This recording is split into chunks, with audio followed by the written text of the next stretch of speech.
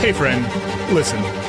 I know the world is scary right now. Corruption, war, inflation, demographics, degeneracy, disease, unrest, hatred, and despair. We didn't come here to tell you how it is, but that it's going to get way better. Got a good thing coming, and it's all I need. Everything I wanted, just wait and see. Better by It's a Bitcoin. good.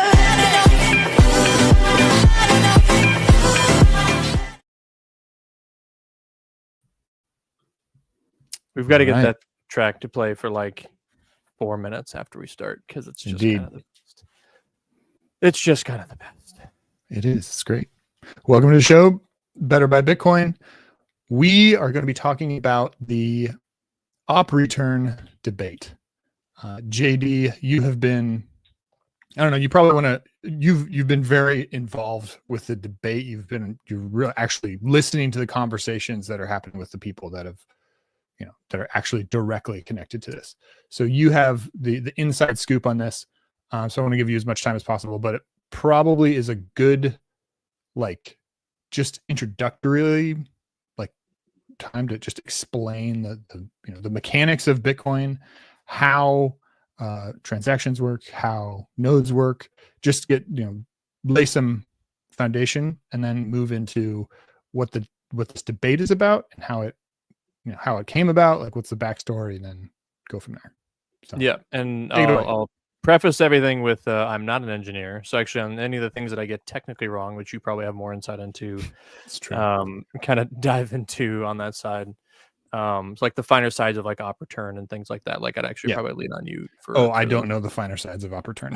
Perfect. But I think Oh. the bigger piece, and I think we don't need to rehash all the more technical things because that's going to be the for actually like engineers to solve and kind of talk about. But I think the bigger thing that people should understand before they dive into this is most people who are probably going to watch this or like see this and kind of come into it is you are looking at Bitcoin as a store of value or medium of exchange. Like, let's start with that as a foundation because you have a bank account or you have a credit card or you have some type of monetary network you use, money, currency, US dollars, euros, pounds, shekels, whatever it is you're using, are mediums of exchange and stores of value. Like you put your money into a bank for it to grow normally because they're goading you with interest, or rather they're saying, hey, we'll pay you interest, or we'll keep this safe for you. Currently, in the digital age, keeping your money safe for you, all that means, and which is why Bitcoin exists, is unless you're giving them gold, you are just giving them numbers on a spreadsheet. That's it. Yep. That's all you are giving a bank. Is you are giving a bank numbers on a spreadsheet from one financial institution that they then verify in some way, shape, or form, which I can verify from people I know who work at the Fed is kabuki theater. It's not real. Mhm. But they're telling one financial institution that, Bondor has these shekels in their world that they can give to me in my world. So from Citibank to Chase or Wells Fargo or what have you.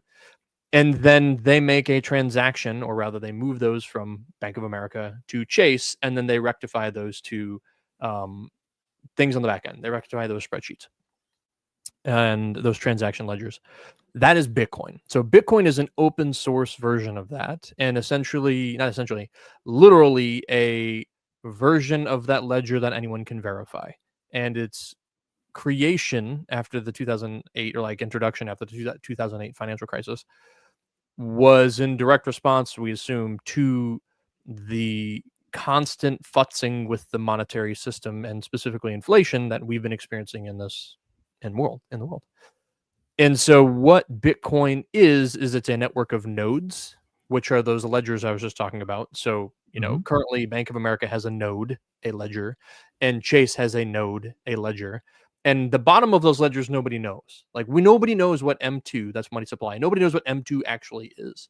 All we know is that there is an M2. It's the mythical M2 number. So there's an amount of money in the world, but we don't know about it. We do know because of fractional reserve banking that M2 number is constantly changing, which is inflation that's passed on to you, anybody who holds US dollars or any dollars, any currency whatsoever. And that was what Bitcoin was trying to solve with an open completely transparent, pseudonymous ledger that anyone can verify. That's right. That is what Bitcoin was trying to solve is, hey, this inflation, which is an invisible tax, is not cool, and we want to end it. And so we're going to introduce a ledger that everybody can see and everybody can cross-verify. I can cheat off of Bondor's work and he can cheat off of my work because that's the point. We need to be able to keep each other in check because we both have a monetary incentive of, hey, don't screw me over and I won't screw you over. And so that nodes have that ledger. And then the miners are the ones that actually are responsible for updating that ledger. So they look at all the transactions that are supposed to, I want to send Bondor money. He wants to send me money. I want to go from Bank of America to Chase. The miners are the ones that actually look at the ledger and update it. And so the miners do a bunch of work, and basically this is where proof of work comes from, but they do a bunch of work. They do a really big mathematical equation to create new blocks, i.e. new entries into that ledger over here. And then all of those entries that become valid entries, a valid block, has a group of transactions that then says, okay, cool, you guys want to make these transactions. So this transaction between Bank of America and Chase, we're going to verify it, say that it actually happened, and we're going to put that transaction into the next block or entry in this ledger that everybody has access to. Like, that is Bitcoin. Why it's super important? Because that's literally how monetary networks work in our current digital age.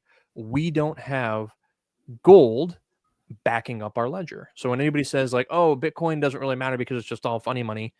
Sure, that's kind of true, but so is all current money right now. All money is funny money unless you actually have physical gold. It's like the gold bugs are not completely wrong. The difference is if I want to move, $100 billion worth of gold, I need to probably spend $10 million worth of like literal hard crazy logistics. I gotta get trucks. I gotta get ships if I'm moving it from France to the United States. I gotta get like mercenaries who are gonna kill anybody who comes in to try to steal my gold. Like there's like a lot of logistical stuff. Whereas if I do it in Bitcoin, in the same way that the Fed and all these other companies and corporations and sovereigns are doing it, all I have to do is change ledgers on an entry. And so that's why Bitcoin matters so much, is because in the future and in this current world, doing what they're doing now in the Kabuki theater world, if we can make that trusted and trustworthy and a really good, solid way of just doing financial transactions, doing one thing and doing one thing really, really well, we could actually solve a lot of problems. And the number one problem being inflation, which is an invisible tax. So circling up on what's actually going on today with this op return stuff, the biggest issue in Bitcoin is something that if you're just here for the money, you're probably not even paying attention to. And I wasn't paying attention to it either. I just happened to be involved because some of the people that I'm working with, and just kind of like listening to a bunch of spaces today and kind of getting a greater understanding. I'm going to butcher everything, but here's the nature of the problem. And my camera's probably going to freeze because that's always how this goes. It's already happened a couple of times. It's fine. Just roll with it. But I have like the worst internet in the world. But the issue here it's not the internet. It's your connection. Oh, it's my somewhere in my hardware stack. But the issue is this: Bitcoin, which in the actual white paper was released, and the title of it was Bitcoin, a peer-to-peer electronic cash system. Satoshi Nakamoto. So in the actual definition of what is Bitcoin, an electronic cash system, it was a device or a piece of software that was created to be a monetary medium of exchange. It was something that was created to facilitate this digital age of commerce. That's what it was created for. Over the years, there have been a lot of things that people have looked at, like, oh, hey, I can do this with this, or I can do this with this, which is kind of what you want, right? If you want something that's going to potentially be hundreds of trillions of dollars worth of value, 300 trillion if it takes over the entire world, you want people to poke it and prod it and find the holes. The problem is there's a lot of people who are trying to look at some of these bugs and these holes. Like, let's assume Satoshi is one person, right? International economies are really freaking complicated.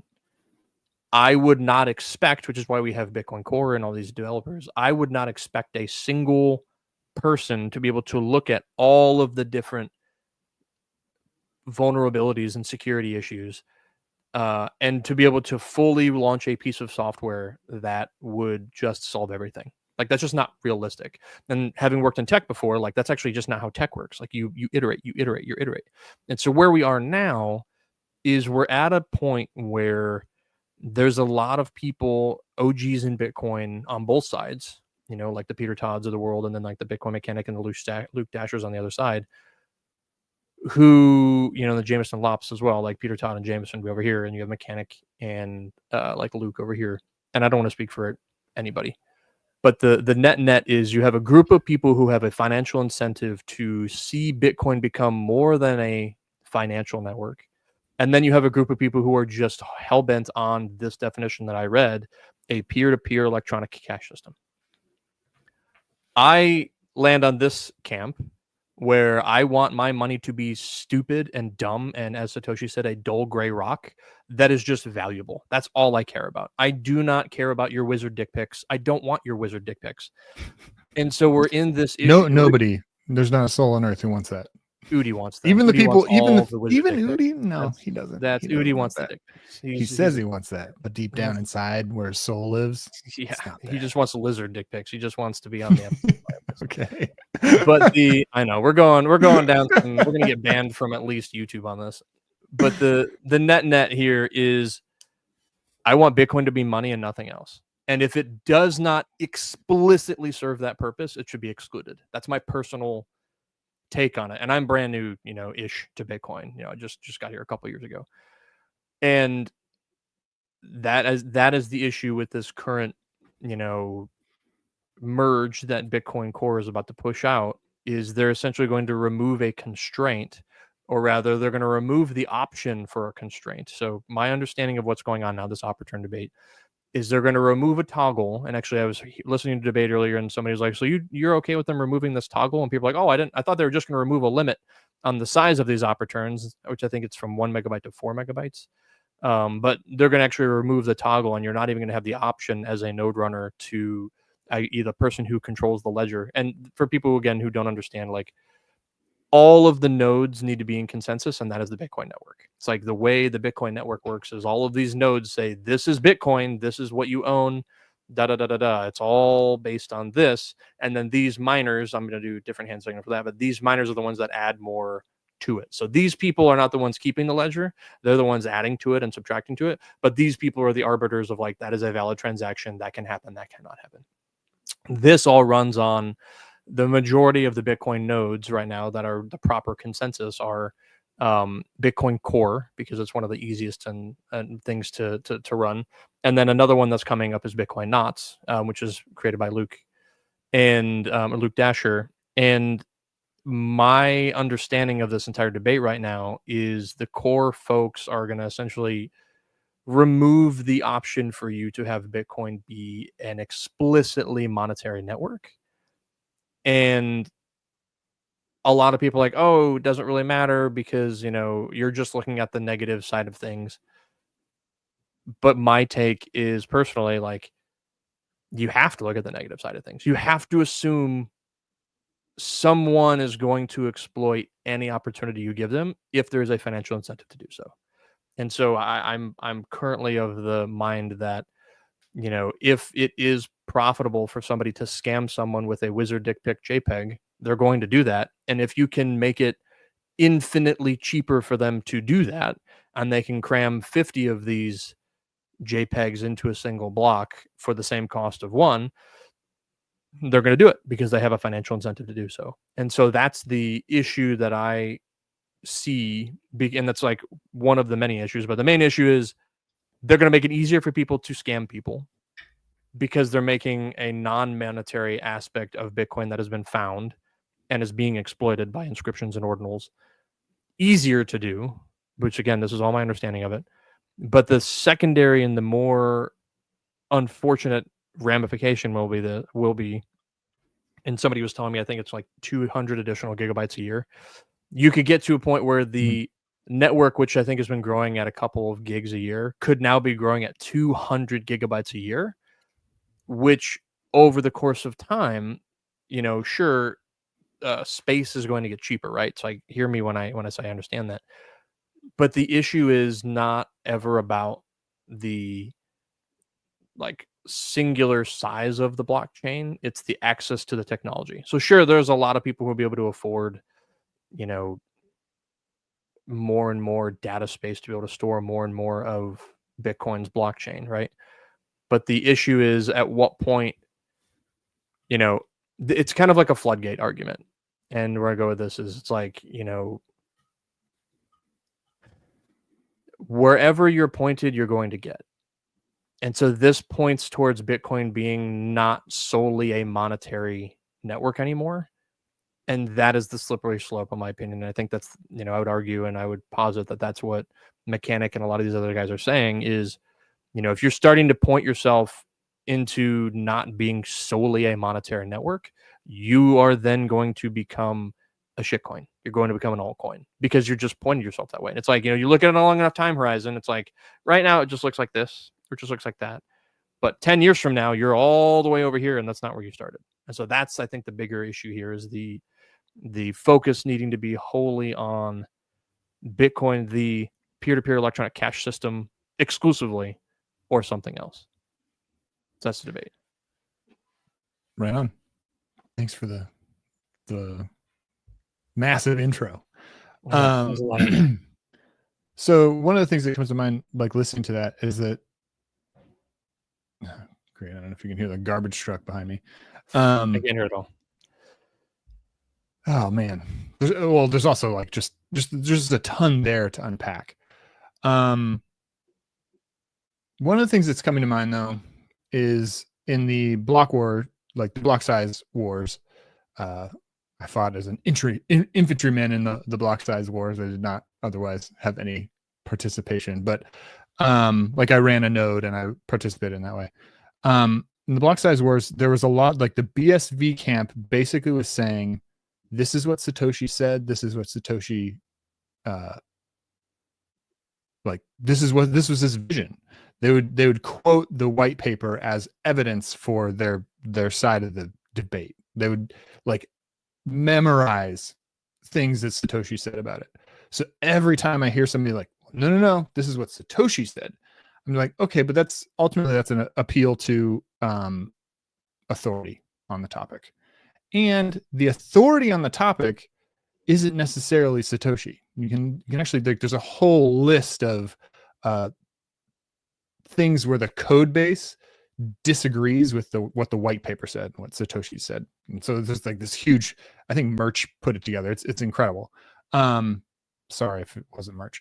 But it's like, well, Satoshi got an incredible amount of things right, but he also missed the boat on a handful of things. Going back to one of your original points, which is like, you can't have this kind of software written and managed by one person. There's just no way. You have to have multiple eyes on it. A security model would assume that it's open source software and has a lot of eyes on it, and therefore you get higher security because more people are able to see the vulnerabilities that you might have overlooked or failed to consider, or not had an expertise that allows you to even understand there's a vulnerability there in the first place. Which, by the way, I'm just going to say on that point, that is the bigger part of the debate right now is Bitcoin Mechanic, and some of the other guys from Ocean were blocked from making comments on the GitHub, on the Bitcoin Core GitHub. That's a problem about this. So that's the bigger side of this debate too, is they're going to push an update that is being that has active dissenters on it. And they're basically just saying, yeah, fuck you, we don't care. We're going to do it anyways. It's that one of the thing. Like, they're not allowing the debate to actually happen. Yeah, there's so many layers to it too. So like with Bitcoin Core, and it's hard to unpack all the layers in sequence or even at all, but like with Bitcoin Core, there's a release schedule for Bitcoin Core. I don't even know which one we're on right now. I think I'm running like 19. I'd probably take the John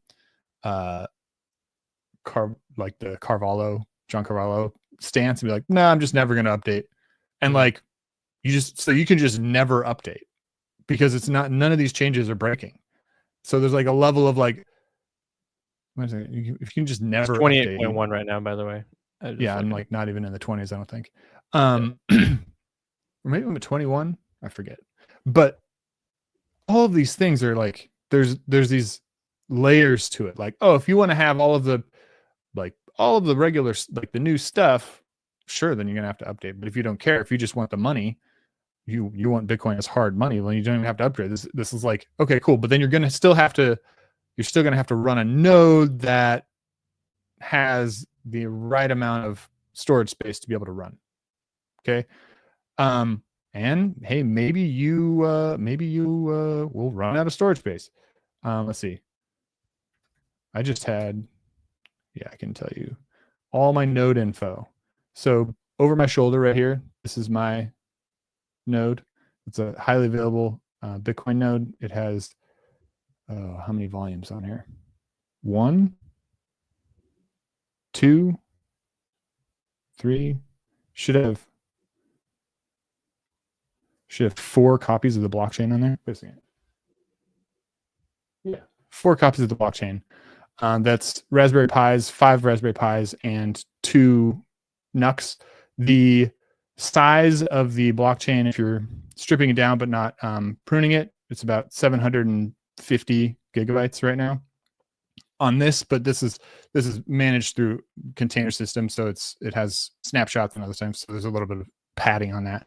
But those are hard drives that are 2 gigabyte hard drives, and you can see obviously like terabyte.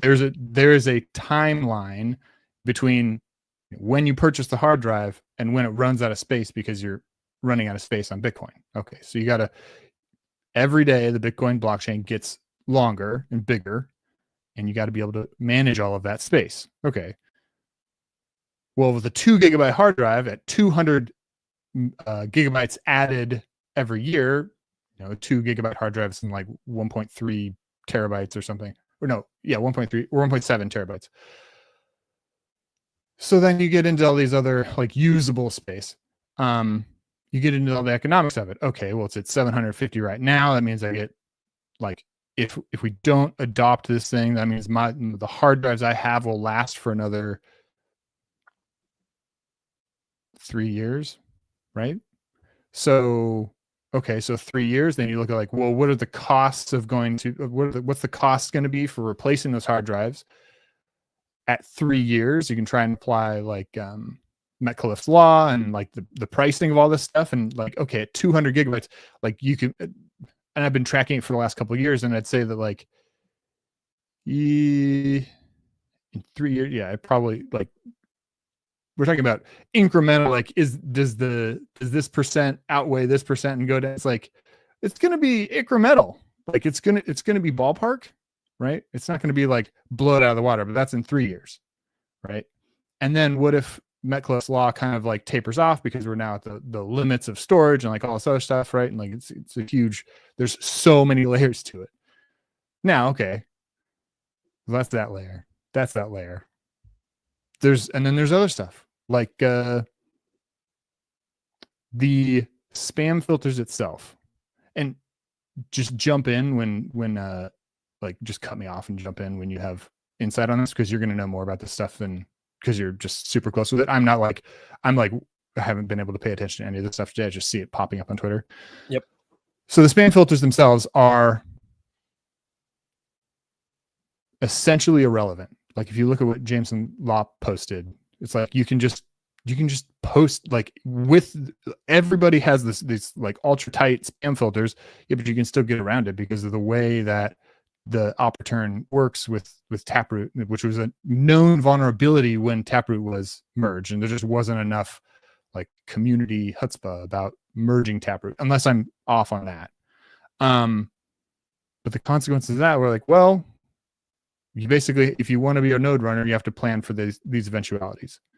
Okay, so the planning for these eventualities, like you want to be a node runner, you want to participate in the fundamental like first principles. No, I am a sovereign, I am a senator in this, like running a node as it participates with all the other nodes in the network. Well, that means that I'm going to have to keep up with whatever those costs are. And it seems to me like those costs are going to be incremental. Maybe at some point those costs like outpace, right? Even if it's 2% more, well, 2% over 30 years is going to be considerably more, unaffordably more, right? But if it's 2% less, well, then it doesn't even matter, because 2% less is going to be considerably less. Like anybody, you can have a phone on your, or a thing on your phone. It doesn't matter. But do we know what those percentages are going to be? You had a Yeah, I think the bigger. So here's all that makes sense and all that's correct. My personal thought on what the bigger point of contention is you have super high capex. We're getting out of the pleb era, and we're getting into an era now where there are people with really big checkbooks that are going and are acquiring a lot more Bitcoin. All of them are financially incentivized to have their personal financial interests, um, you know, come through on the blockchain. And I'm Yep. using the blockchain because Bitcoin is the only real use for a blockchain. Yeah. And so if if your financial incentive is to turn the blockchain into the database, then you will do so. And you get to this place where we'll say, for instance, let's take Mara Pool, right? Let me just look on mempool.space right now and see what the largest, the two largest pools right now still are Foundry and Ant Pool, and then Ant Main, essentially. And so say you're Foundry or Ant Pool, and you guys now have realized that the largest financial incentive you have, and by the way, the last, as I'm talking right now, Foundry and Ant Pool have found the last 3, 4, 5, 6, 7 of 10 blocks, right? Mm-hmm. So if you get to this place where the financial incentive for you as Foundry and Ant Pool is to literally just store wizard dick pics and just censor everybody in a sly roundabout way, in the same way Bitcoin has kind of become Bitcoin and kind of like trying to take over these financial institutions, you then can slowly over time edge people out in multiple ways. You have the hash power way of doing it. So whatever template your node is looking at, right? So there's like a couple different layers to it, but remember, go back to that analogy here, is the way you add a new block to the ledger is you look at the ledger, and then your ledger, your node has a mempool on it. There's no the mempool, but you have your own mempool. So it looks at your mempool, which has all the broadcast transactions, and then determines which ones you want to put in your block. And so then if you mined the block, you have created the block that has then been consensus agreed upon as the next thing to be added to the ledger. But you're looking at a world where you could essentially edge people out in a couple ways. You have the hash power to, right there, they're roughly 70% of the blocks in the last 10 blocks. So you could theoretically make it almost impossible to use the blockchain in some way, shape, or form, because it's more important for you to advertise about the Super Bowl or to advertise about your given political candidate winning. Right? Like, I'm just kind of like trying to walk these through into different things. It's like, okay, so we have 70% of it. So we think you should just blow the entire blockchain with thousands of blocks that say Donald Trump is Hitler. And then no real commerce will happen, which makes Bitcoin a non-viable financial platform. And so, like, in my mind, that is actually a more existential threat than thinking about all these other things, because yes, Jameson is not wrong that spam filters are imperfect. I'm not going to say that they don't work. They absolutely do work. If the Portland Hodl made a comment of like, well, you can take a dollar bill and you can write on a dollar bill, and you're storing something nefarious or something separate on that dollar bill. I can write a message of like, Bitcoin is real money, and put that on the dollar bill, and then that makes the storage space, quote unquote, the face of the dollar bill, storing something that it wasn't originally intended to do. And it's like, yeah, you're not wrong. However, that's not the intended use. Like, I can rape your dollar bill and put something nefarious on it, but it's still not the intended use. And so you need to actually look at. Yeah, there's actually a really interesting thing about the intended use when it comes to like just hashing and hash algorithms themselves, because, and I think this is in like one of the precursors to one of like they were talking about this, and you like maybe B Money White I talked about this. Could be totally wrong there again. Got to check my facts. But he's basically saying you need to have some kind of thing that serves no other purpose except to be hard to fake, right? Oh, just what's that thing? Oh, it's just random number generator. Like, and that's where we get, where I would assume that that's where we'd get something like the knots, which is literally just a random number that miners have to produce, and you run them on the random number. You attach it to your block, you hash the block. If the hash has the correct amount of proof of work, you're good to go. If it doesn't, you go back and you put another different random number in the nonce, and you go again. Okay. So it's like, oh, that's a huge waste, right? And so initially you think about it like, oh, it's a huge waste. We should instead of choosing random numbers, we should be looking at how do we find prime numbers or whatever. But then you're kind of missing the point on like, well, no. It needs to be a specific thing that would be a waste. Because if you can just find prime numbers, then you're going to optimize some other solution to find prime numbers, and then somebody's going to have an advantage when it comes to creating new blocks. So it has to be something single purpose. Now, to your point, I mean, I'd have to sit down and really think through how much of that applies as you go up the stack, right? Because in the extreme, in the absurd case, you can say, oh, well, we know that Antpool mined this block. That means there's irrelevant information on the blockchain. We know that Ocean mined this block. That means there's irrelevant information on the blockchain. Like, oh, they have like each miner gets a little space where they can write whatever message they want or whatever. Well, we should get rid of that too. Well, actually, we should probably get rid of whatever kind of vanity addresses that you can make. We got to get rid of those. And it's like, but getting rid of an event, like that's literally how the Bitcoin network works. You can store information if you wanted to. You could store information in vanity addresses and then have some kind of lookup table that looks up the vanity addresses, and you spend Bitcoin. It's like, that's a perfectly good use of Bitcoin. So you really get into these weird arguments. And it's not to say that any of these guys are wrong or that any of these guys are right either. It's just to say like, this is complicated, and it just gets more convoluted the more you look at it. Yeah, I would argue though you have to have a binary decision making framework, because somebody must be right and somebody must be wrong. Like I actually do think you need to make a call on this, and the reason I say that is it's like, morality is not fluid. Truth is a binary. And so somebody has to be right, somebody has to be wrong on this. And I do believe that from my perspective, the long-term viability of Bitcoin is only safe as a strictly monetary network. Because I think we have SQL and different types of database software that's really good at storing content.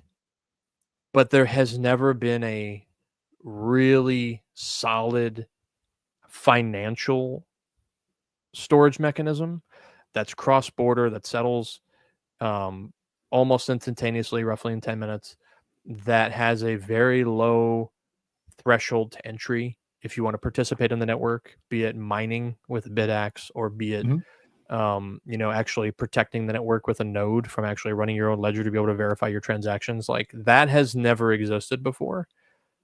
And so my personal take, and I'd be curious your take on it, but my personal take is anything that is antithetical to that, anything that adds any additional barrier to entry for somebody to be able to participate on that network is wrong and should be removed.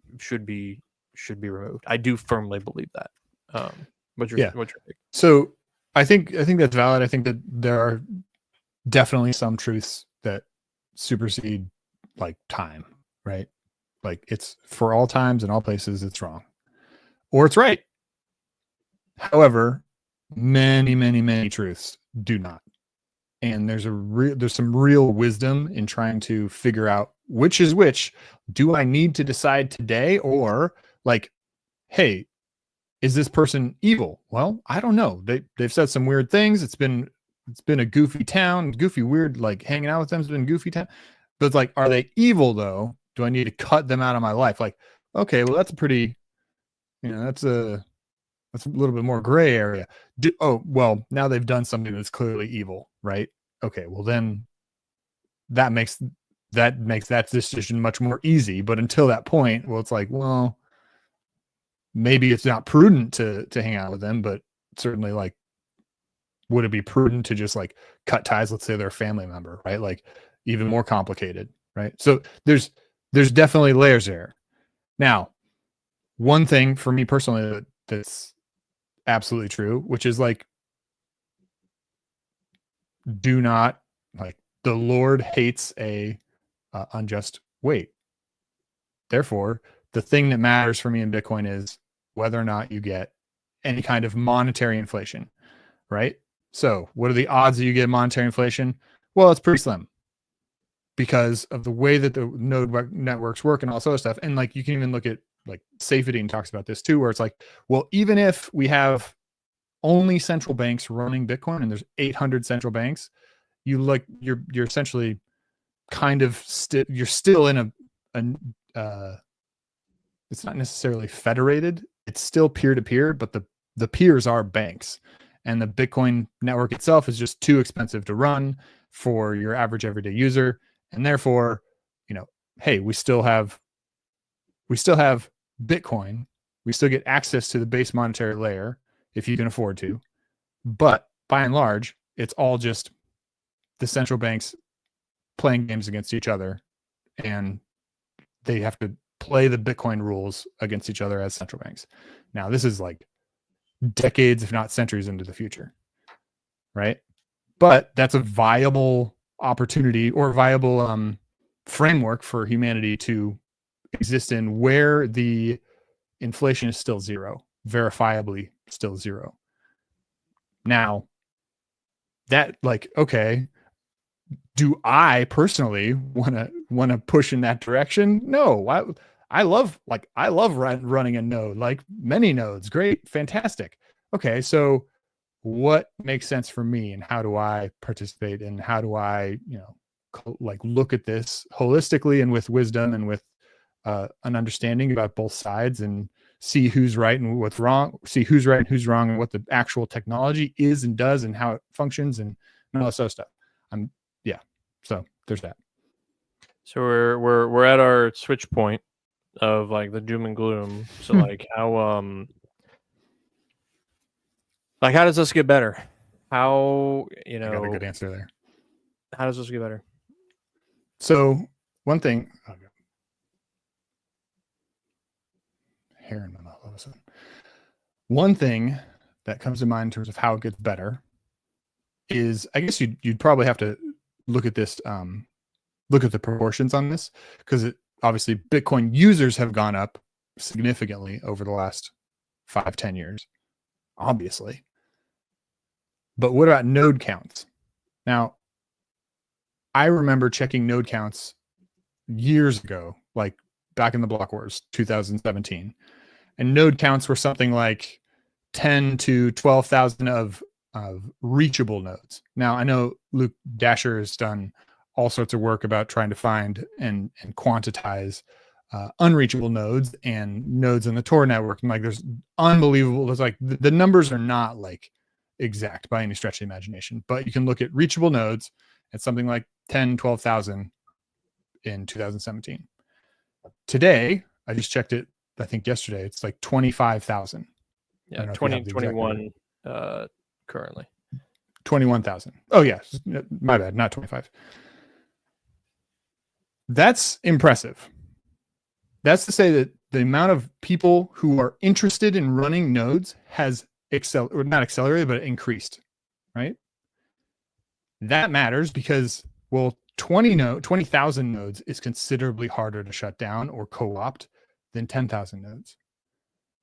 So the node count over time has increased. Now, has it increased with usage? Maybe not. Maybe it's only increasing in tech-minded people who want to run nodes, who are bought into the ideology and all this other stuff.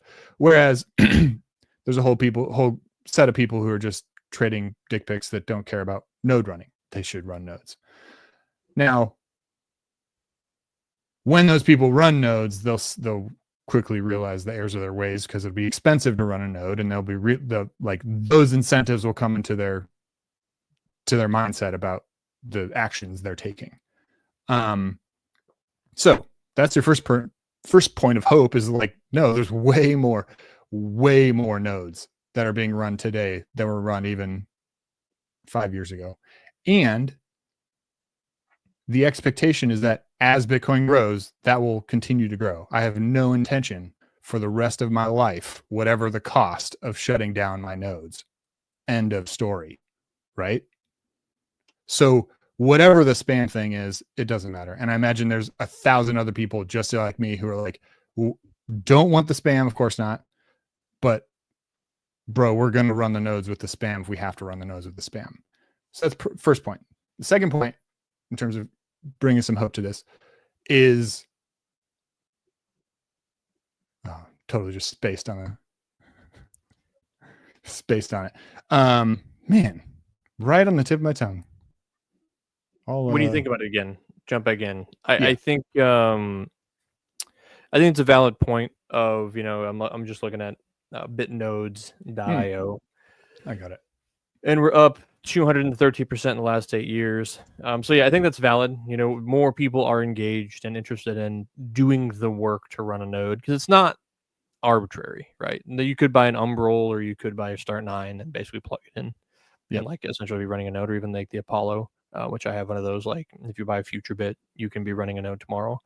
But yeah, it's still work required. But yeah, what was your other piece?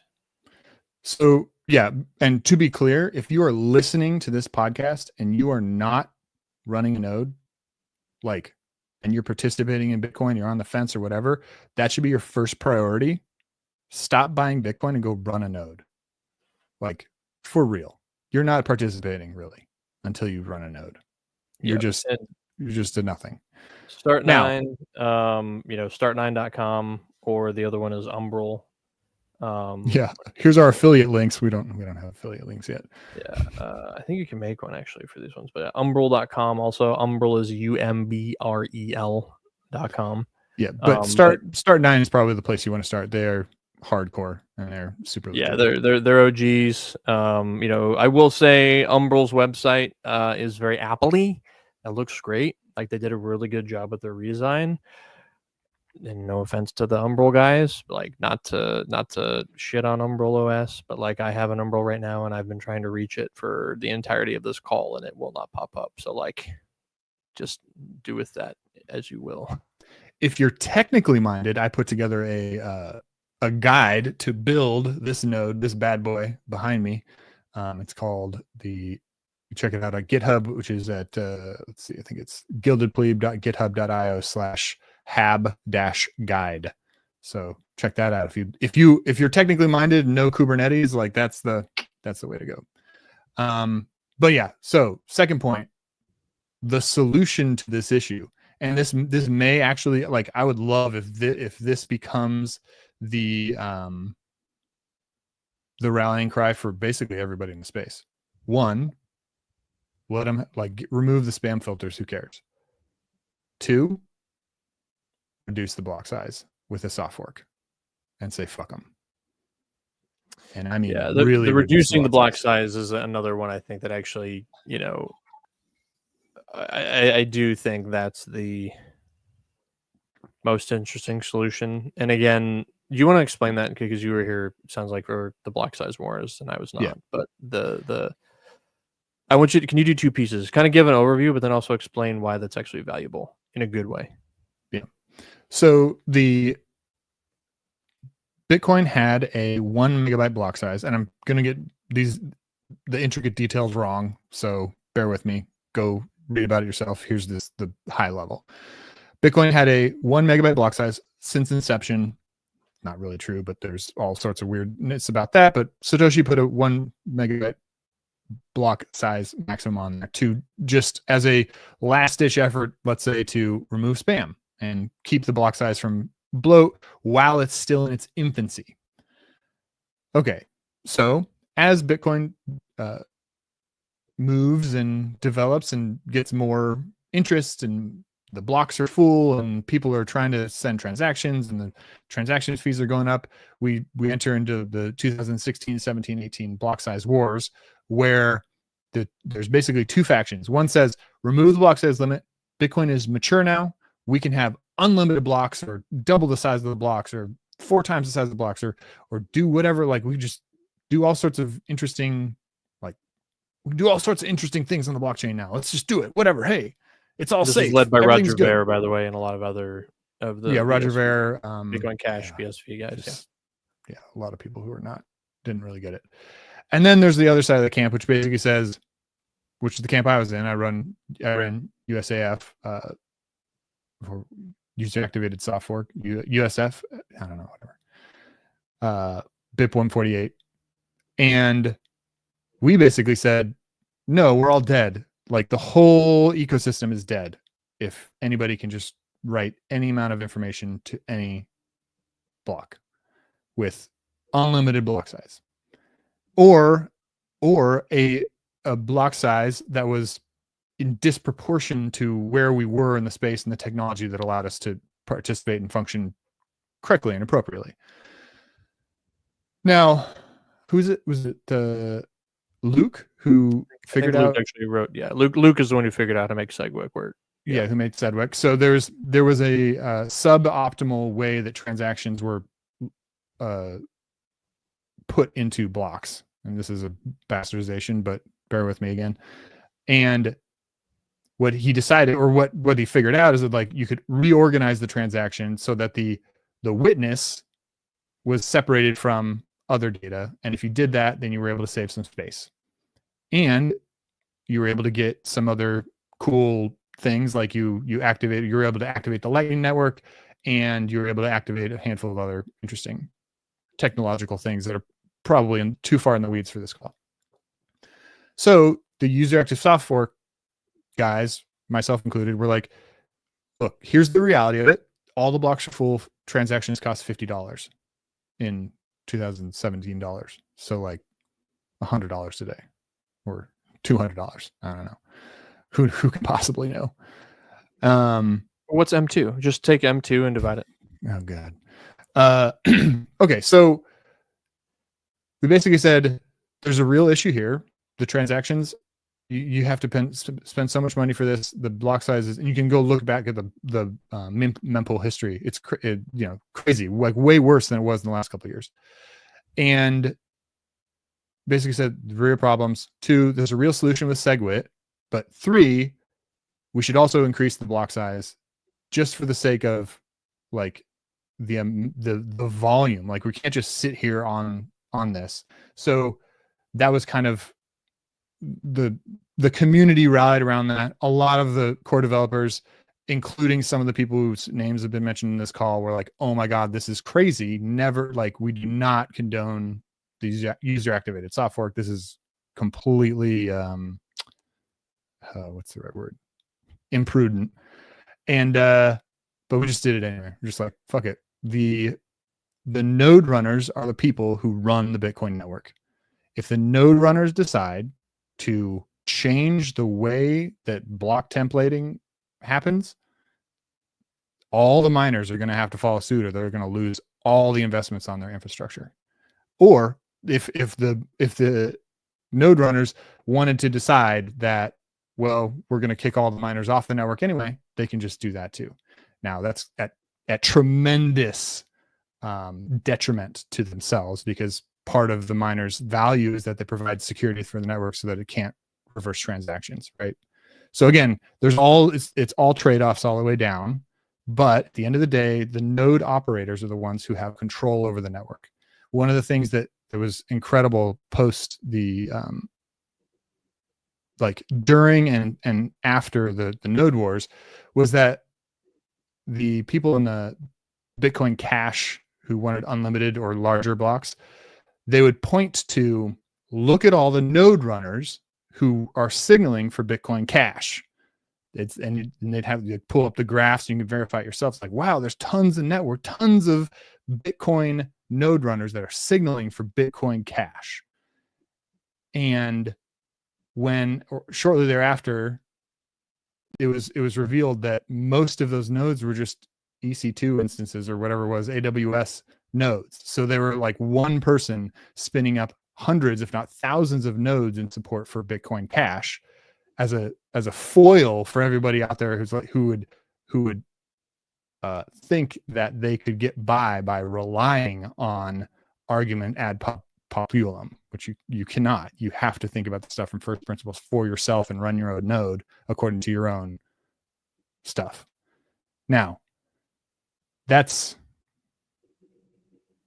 what was your original question? That kind of takes us through the history of the block war and kind of block size wars and why that was important. But you had another question that was the follow-up for that, which was what?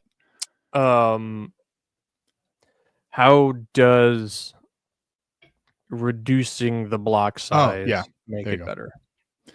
So now, today, we had full blocks for, I think, years on end. Maybe there was we could actually look on it, pull it up. And full blocks is to say the mempool is not clearing. So I have a transaction, I send the transaction, and if I don't have a high enough fee rate on there, it just never gets confirmed. It just sits in the mempool for potentially forever. Spam, right. And my miners are not mining spam. That too. Yeah. So then, so the mempool was cleared for most of 2022. It would continually ended or emptied and got cleared. You can go back further, but that was the last time the mempool was cleared until recently, the last couple of months. So why does reducing the block size matter? Well, it basically makes transactions more expensive. And when transactions are more expensive, you cannot afford to put spam on the blockchain, and nobody's like, the mempool may not clear at that point, but the transactions that do clear are much more expensive, and therefore are monetary transactions that actually are participating in the network in the way that the network is meant to be participated in, as opposed to just throwing whatever random JPEGs on the blockchain that you think were funny. Which is not a part of how it's supposed to be run. So reducing the block size would make the economy of the economics rather of the spam much more difficult, which is great. Hey, if you guys want to spam, go ahead and spam, but we're reducing the block size. Consequently, it's going to be expensive to spam, which is the way it should be. It should be expensive to spam. If you want to spam, go for it. You're free, free as a bird. Have fun, but it's going to cost you because it's retarded behavior. Now,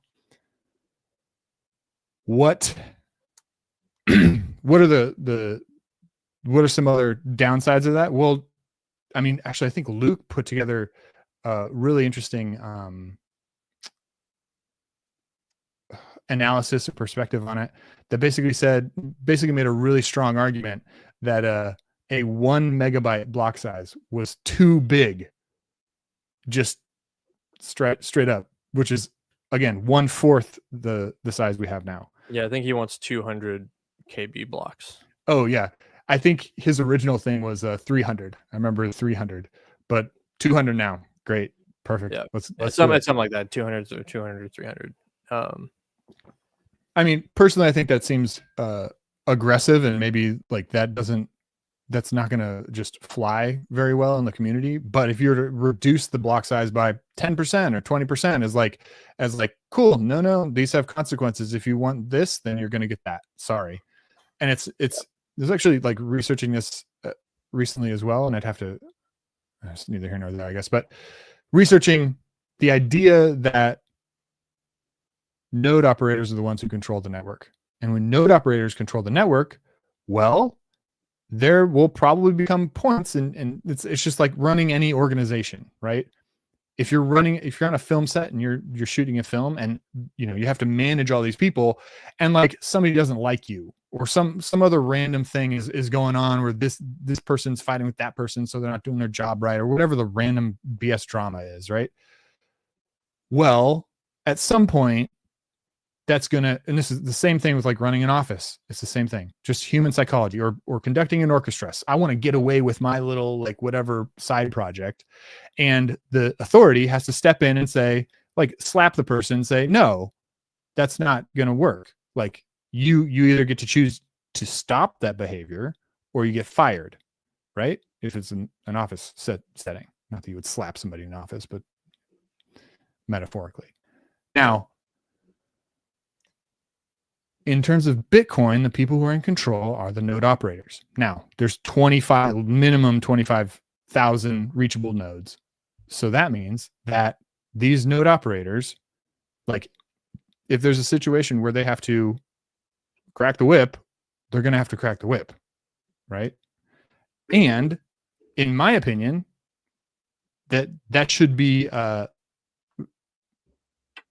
used sparingly, but used, right? Like that was one of the whole reasons of, or one of the whole impetuses behind the user activated soft fork, was that you have to crack the whip, or else people will forget that they work for you. People will forget their place in the pecking order. And when you do that, oh, wait a second, I don't want to lose $100 million that I spent on this infrastructure, so I'm just going to back off, right? Yeah. Cool. I think that's another positive thing that's going to come from this op return debate is it's going to be really hard for someone who has tens of thousands, if not hundreds of thousands or hundreds of millions of dollars worth of infrastructure and logistics and all this stuff put together to actually be running a mining operation, to ignore the node conversation. Like it's going to be really, really hard after this to, I'm through this conversation. I don't particularly enjoy the fact that they're probably going to merge this thing, but I feel it actually is going to force people to look much long. more people will be running Bitcoin knots then. It's like, They're okay, well, then nuts. Yeah, everybody's going to be running Bitcoin nuts. And then what happens next? Well, we have two competing highly venerated implementations of Bitcoin.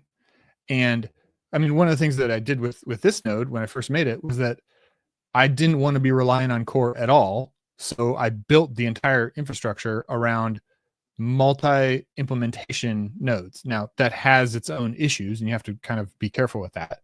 But if we're talking about highly skilled engineers all working on one project, because you get the brain trust, right?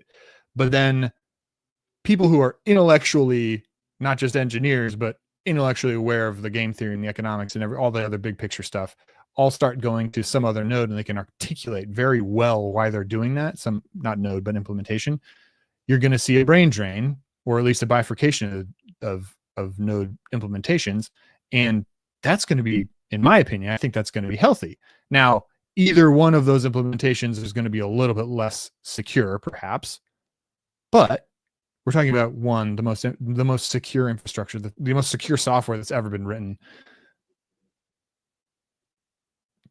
Probably, yes. Debatable because of Kubernetes and the amount of value that Kubernetes defends, but debatable. Especially as the price of Bitcoin increases. Now, okay, so you have two versions of extremely secure infrastructure running, and they have different governance structures, different goals, and those goals are then at odds with the rest of the ecosystem. Now, maybe this ends in a chain split.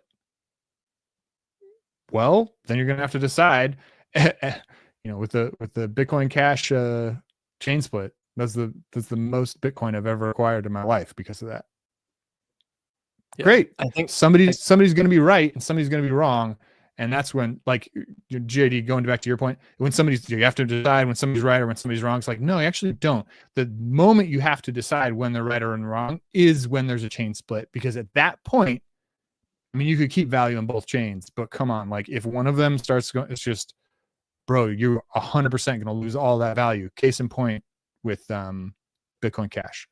And like, whoa, the game theory really just connects at that point, right? Like everybody goes or it's game over. It's just like it's just game over for you because you just lost half your wealth. It's unbelievable. So yeah, I think there's a lot of interesting things you said there, and I think we're coming up on our like time break, but the positive spin on this from my take is all the things that you said, echoing that, but it's going to be really, really hard for people to ignore what's going on in Bitcoin. And I think the value is Bitcoin. Somebody said it in the space today. The value of Bitcoin is those who are engaged with it, period. It's the same thing with US dollars. The value of US dollars is those who are engaged with them. You are engaged with your money because you engage with your money every day. To be on the internet right now, to be running this electricity in my house, I'm interacting with the monetary layer of commerce. And so things like the op return debate are going to force people to actually pay attention and are going to further secure the network for the next 10, I'm going to say 10 years. I won't say 100 years because I don't think we're going to get any type of 100-year consensus on this. But for the next 10 years, in a positive way, it's going to be, I think, a challenge as we see some people who've been good supporters of Bitcoin and protecting it might kind of like, I'm done, and just kind of like check out. And I think that's going to be a big challenge with AI coming in too, because we're going to have a lot of people who are really not tech savvy, but think they are because Grok wrote them a really great app that they're going to dive in and maybe screw some stuff up. And so I think we're at a really interesting moment where, well, but I mean that argument cuts the other way too, where there's going to be just as like incredible just people as much graded stuff coming in and being like, oh, light bulb moment, I figured it out, I understand this thing, like I'm in, this is it, right? There's always going to be people exiting the space and entering the space. But I think the net positive of this op return debate is, at the end of the day, it's going to force people to get engaged. And I think that's the thing. Like the posts today about this from some folks online are getting hundreds of thousands of views at this point in time, or tens of thousands of views. And it's showing that people actually care, because when you start futzing with people's money, they care. Yep. They're going to care. Yep. And so that's the thing about a soft fork or any type of fork here, and Portland Hodl said this. She's like, oh, people can, just kind of, you can run your own soft fork if you don't want to do this thing. And it's like, that's just disingenuous, because at the end of the day, people are going to be like water unless they actually understand what's going on. And most people don't. And so, I think it's going to force people to get more engaged. But the bigger challenge here is it's like, the people who can afford to be the most engaged are the people who have the most Bitcoin, and they aren't necessarily the people who have the most to lose. Because at the end of the day, if there were a soft fork, they would do the same thing you said, like, oh, I'm going to move all my money here. But then we actually will get to a good debate of, all right, Portland, put all your money where your mouth is. Let's do a soft fork, and you sell all your Bitcoin and move over to that chain. Like, so it'll flush the system out. I guess it's not bad. For anybody who's just out there and doesn't know how to feel about this, obviously go read the books that have been written about the blockchain wars or block size wars. But also, like, you will, to weather any of the storms in Bitcoin, you will have to think for yourself, get to the root issues, like identify and uncover logical arguments and logical fallacies. And at the end of it, if you play the game right, like, you could be sitting on an unbelievably fat stack because you made the right choices and you thought through the things the right way, and you chose, and then, split the chain. If there's this chain split and they split the chain, and you get on the right side of history, and you're good to go. Like, it's an incredible opportunity for those who can muster it, and you should muster it or weather it. Those who can weather it, and you should weather it, because it's so worth it. It's incredible. So check in for real, like, huge opportunity if you can see it, if you can play the game right. And if it's a huge could be a huge loss too. So it's not financial zero, advice. Yeah, not financial advice, not zero risk. But at the end of the day, JD, you're 100% right, which is everybody gets more engaged. Everybody has to figure this stuff out, and that's what's beautiful about it. Because then you're more inclined to understand why Bitcoin is so much better than the legacy garbage system where you do not get a choice at all, and you don't have to research it because it doesn't matter what you say or think. In this system, it does matter what you say and think. So exercise that, exercise your voice, get into it for real. Yep. And get ready for your world to be better on a Bitcoin standard. That's right. All right, guys, that'll be it for us. We'll see you next time. Peace.